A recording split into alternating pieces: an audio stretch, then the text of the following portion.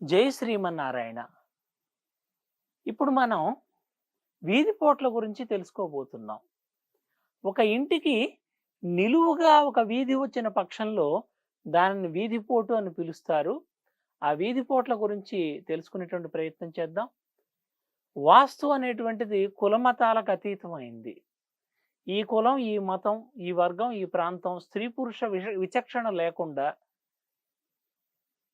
ఏ రకమైనటువంటి విచక్షణ లేకుండా పెద్దలు, పిన్నలు, మరి మహిళామ తల్లులు, చిన్నారి చిట్టి తమ్ముళ్ళు, చిట్టి చెల్లెళ్ళు అందరూ కూడా వాస్తు నేర్చుకోవాలని ఆ శ్రీమన్నారాయణ స్వరూపంగా భావించి నమస్కరించి ప్రార్థిస్తున్నాను.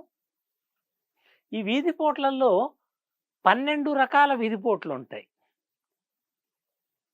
ఒకటి తూర్పు ఈశాన్యం వీధిపోటు, 2 తూర్పు వీధిపోటు, 3 తూర్పు ఆగ్నేయ వీధిపోటు, 4 దక్షిణాగ్నేయ వీధిపోటు, 5 దక్షిణం వీధిపోటు, 6 దక్షిణ నైరుతి వీధిపోటు, 7 పశ్చిమ నైరుతి వీధిపోటు, 8 పశ్చిమ వీధిపోటు, 9 వాయువ్యం వీధిపోటు అంటే పశ్చిమ వాయువ్యం వీధిపోటు, 10 ఉత్తర వాయువ్యం వీధిపోటు, 11 ఉత్తరం వీధిపోటు, 12 ఉత్తర ఈశాన్యం వీధిపోటు.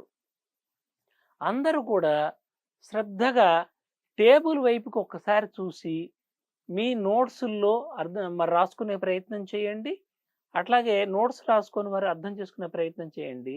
తూర్పుకి ఉత్తరానికి మూలనున్న ఈ విదిక్కుని ఈశాన్యం అంటారు. ఈ ఈశాన్యంలో కూడా తూర్పు వైపుగా ఆనుకున్న ఈశాన్యాన్ని తూర్పు ఈశాన్యం అంటారు. ఇటువైపు కనుక వీధి వచ్చే పక్షంలో దాన్ని తూర్పు ఈశాన్యం వీధిపోటు అంటారు. మధ్యకు వీధిపోటు వచ్చే పక్షంలో దాన్ని తూర్పు వీధిపోటు అంటారు. చివరకు వీధిపోటు వచ్చే పక్షంలో తూర్పు ఆగ్నేయం వీధిపోటు అంటారు. ఇక దక్షిణం దిక్కుకు సంబంధించి ఈ దక్షిణము పడమ తూర్పు కలిసే మూలని ఆగ్నేయం అంటాం. అంటే తూర్పు దక్షిణాలు కలిసిన మూలని ఆగ్నేయం అంటాం. ఈ వైపు వీధిపోటు వస్తే దాన్ని దక్షిణాగ్నేయం వీధిపోటు అని, మధ్య వైపుకు వీధిపోటు వస్తే దాన్ని దక్షిణం వీధిపోటు అని, ఈ చివరిలో వీధిపోటు వస్తే దాన్ని దక్షిణ నైరుతి వీధిపోటు అని మనం పిలుస్తూ ఉంటాం. దక్షిణానికి పడమరకి మూలన్న విధికు నైరుతి అనమాట. ఆ నైరుతికి పడమర వైపును గనక వీధిపోటు వస్తే పశ్చిమ నైరుతి వీధిపోటు అని, మరి కరెక్ట్గా పడమరకి మధ్య వైపు వీధిపోటు వస్తే దాన్ని పశ్చిమ వీధిపోటు అని, అట్లాగే వాయువ్యములన పడమర వైపుకు వీధిపోటు ఉంటే దాన్ని పశ్చిమ వాయువ్యం వీధిపోటు అని, వాయువ్య విదిక్కుకి మరి ఉత్తరం వైపుకి వీధిపోటు ఉంటే దాన్ని ఉత్తర వాయువ్యం వీధిపోటు అని, మధ్యకు వీధిపోటు ఉంటే దాన్ని ఉత్తరం వీధిపోటు అని, చివరకు వీధిపోటు ఉంటే దాన్ని ఉత్తర ఈశాన్యం వీధిపోటు అని మనం పిలుస్తూ ఉంటాం. పిలుస్తూ ఉన్నప్పుడు వీటిలో మంచి వీధిపోట్లేవి, చెడు వీధిపోట్లేవి సింపుల్గా చెప్పేయండి. మాకు ఎక్కువ చెప్పవాకండి, వెంటనే కొద్దిగా చెప్పండి అనే పక్షంలో పనికొచ్చే వీధిపోట్లు చెప్తాను. తూర్పు ఈశాన్యం వీధిపోటు, తూర్పు వీధిపోటు, దక్షిణాగ్నేయం వీధిపోటు, పశ్చిమ వాయువ్యం వీధిపోటు, ఉత్తరం వీధిపోటు, ఉత్తర ఈశాన్యం వీధిపోటు. ఇవి మాత్రమే పనికొస్తాయి. అంటే లెక్కపెట్టి మనం చూసుకుందాం. 1 తూర్పు ఈశాన్యం వీధిపోటు, 2 తూర్పు వీధిపోటు, 3 దక్షిణాగ్నేయం వీధిపోటు, 4 పశ్చిమ వాయువ్యం వీధిపోటు, 5 ఉత్తరం వీధిపోటు, 6 ఉత్తర ఈశాన్యం వీధిపోటు. ఇవి అద్భుతంగా మనుషులకు పనికొస్తాయి. ఇక పనికిరాని వీధిపోట్లు ఏంటి, వాటి గురించి తెలుసుకునే ప్రయత్నం చేద్దాం.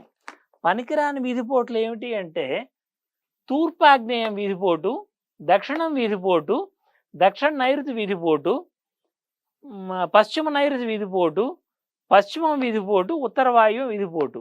వీటిని కూడా లెక్క వేసే ప్రయత్నం చేద్దాం. 1 తూర్పు ఆగ్నేయం వీధిపోటు, 2 దక్షిణం వీధిపోటు, 3 దక్షిణ నైరుతి వీధిపోటు, 4 పశ్చిమ నైరుతి వీధిపోటు, 5 పశ్చిమం వీధిపోటు, 6 ఉత్తర వాయువ్యం వీధిపోటు. అంటే మనం జాగ్రత్తగా గమనించినట్లయితే 6 రకాల వీధిపోట్లు మనకు మేలు చేస్తూ ఉంటే 6 రకాల వీధిపోట్లు మనకు కీడు చేస్తోంది. చూడండి, ఒక బల్బు వెలగాలి అంటే గనక దాంట్లో ప్లస్ తీగ మైనస్ తీగ రెండు ఉంటాయి, యానోడు క్యాథోడ్ అని. అవి రెండు ఉన్నప్పుడే బల్బు వెలుగుతుంది. అర్థమైందా? అలాగే సృష్టిలో కూడా పాజిటివ్ నెగటివ్ అనేవి రెండు ఉంటాయి. పనికొచ్చే విధిపోట్లు పనికిరాని విధిపోట్లు కూడా రెండు ఉంటాయి. ఇవి రెండు సరిసమానంగా ఉండాలి. ఆ యొక్క ఈక్వేషన్ని మనం సులభంగా అర్థం చేసుకునే ప్రయత్నం చేద్దాం.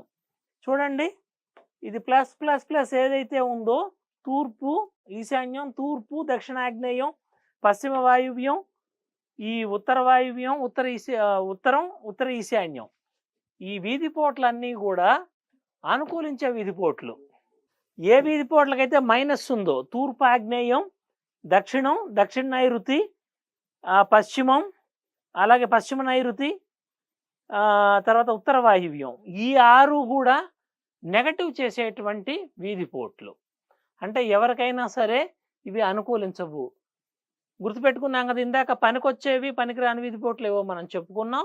చెప్పుకున్న దానికి ప్లస్ గుర్తు పెట్టినవేమో పనికొచ్చేవి, ప్లస్ గుర్తు పెట్టకుండా మైనస్ గుర్తు పెట్టినవేమో పనికిరానివి. అయితే ఈ పనికొచ్చే వీధిపోట్లలో ఏ వీధిపోట్లు స్త్రీకి అనుకూలించేవి, ఏ వీధిపోట్లు పురుషులకు అనుకూలించే విషయాన్ని మనం ఇప్పుడు తెలుసుకునే ప్రయత్నం చేద్దాం. నిదానంగా చక్కగా అందరూ కూడా వాస్తు నేర్చుకునే ప్రయత్నం చేయండి. చిన్న పెద్ద తేడా లేకుండా, కులమత వర్ణ వర్గ విచక్షణ లేకుండా సోదర సోదరీలందరూ కూడా చిన్నారి చిట్టి తమ్ముళ్ళు చిట్టి చెల్లెలతో సహా చక్కగా ఈ సబ్జెక్ట్ నేర్చుకోవాల్సిందిగా కోరుతున్నాను. ఇప్పుడు మనం స్త్రీలకు పనికొచ్చే వీధిపోట్లు, పురుషులకు పనికొచ్చే వీధిపోట్ల గురించి తెలుసుకోబోతున్నాం.